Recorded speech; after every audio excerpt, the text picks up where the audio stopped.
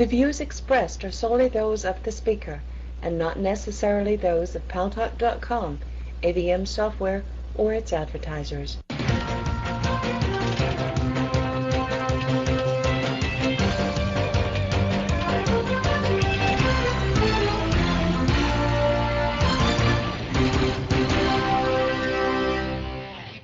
News Talk is online. News Talk Online is a production of Paltalk.com, the largest multimedia interactive program on the internet with more than 4 million unique users on demand on YouTube and on iTunes and at my site, GaryBaumgarten.com, where you can read my commentary and add your own. Doesn't matter whether you agree with the author or not.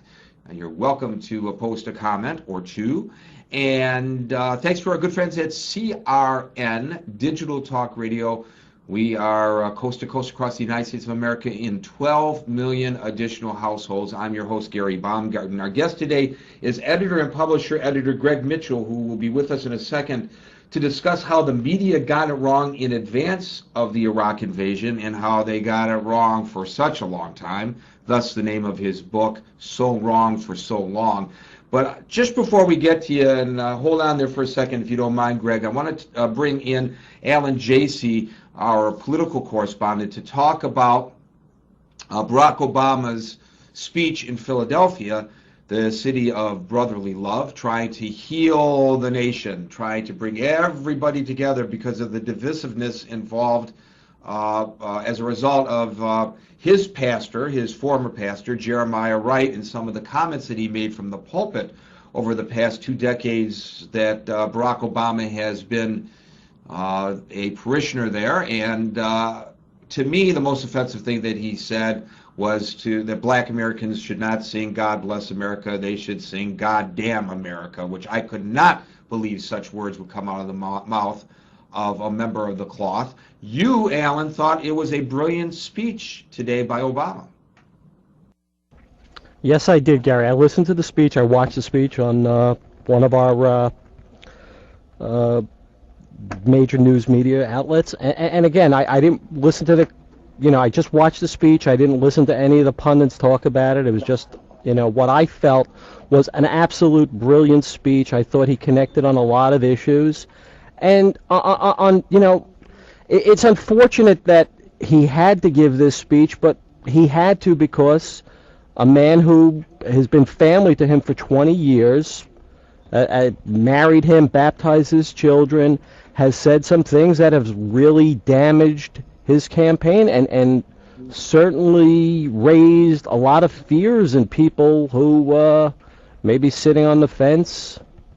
And again, if you don't like the guy to begin with, you're not going to care what he said. But I think that this was certainly for voters who have yet to cast their vote in a primary or caucus, and for people, if he makes it to the general election, it's a time it's damage control.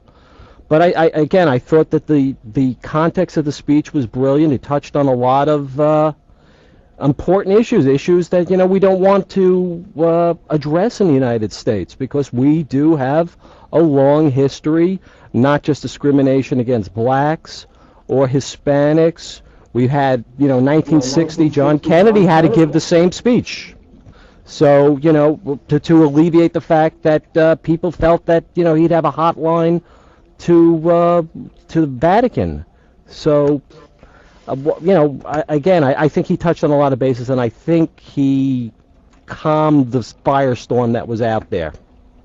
Yeah, I don't think so. I think that if he felt that the comments by Reverend Wright deserved repudiation, why did he wait until it mattered when he was running for president of the United States and the news media got a hold of it? He should have distanced himself from it back then, or if he felt that because we hold these truths to be self-evident, that the First Amendment allows for freedom of speech, he should have said, you know what, I disagree with what he said, but I stand by the Constitution of the United States, and I defend Reverend Wright's right to say what he said. He did neither, and it seems to me that it was the typical politician's way out of the situation, and that's what disturbed me about it. Well, here's an example of the news media getting it right. They dug into the background of this controversial pastor and brought it to the attention of the voters. But here's an example of the news media getting it wrong. And that is, and I participated in this, and I've discussed openly my little involvement in it, and I will be happy to acknowledge my own culpability. How the media got it wrong in advance of the Iraq invasion. We asked Greg Mitchell, the editor of Editor and Publisher, which, for those of you who are uninitiated, is the Bible of the newspaper industry since 1884, to come on the show today on the eve of the 5th anniversary of Shock and Awe, the beginning of the invasion of Iraq. He has written a book called So Wrong for So Long, How the Press, the Pundits, and the President Failed on Iraq.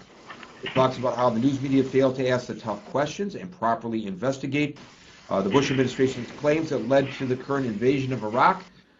Just as well as way of background, Greg Mitchell has written 8 books on history and politics, including Hiroshima in America, Tricky Dick and the Pink Lady, and the Campaign of the Century, Upton Sinclair's Race for Governor of California, and The Birth of Media Politics. Under his direction, Editor and Publisher has won 3 Jesse H. Neal Awards, and that's the top prize for the business press for its coverage of the media and Iraq. He has edited other national magazines and has written numerous articles for leading newspapers and magazines, and he blogs at gregmitchellwriter.blogspot.com.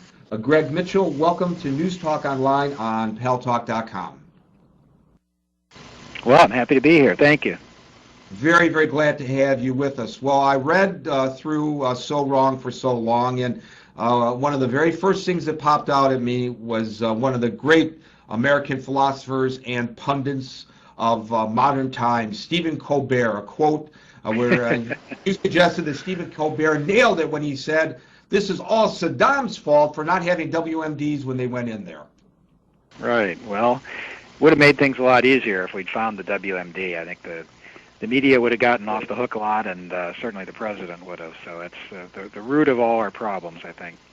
But there's actually a long piece chapter in the book about the now famous or infamous Colbert dinner routine for the White House correspondents a couple years ago, which people remember today for his sort of in-his-face mockery of President Bush, who was sitting about 12 feet away, extremely popular on YouTube and so forth. But what's forgotten is that Colbert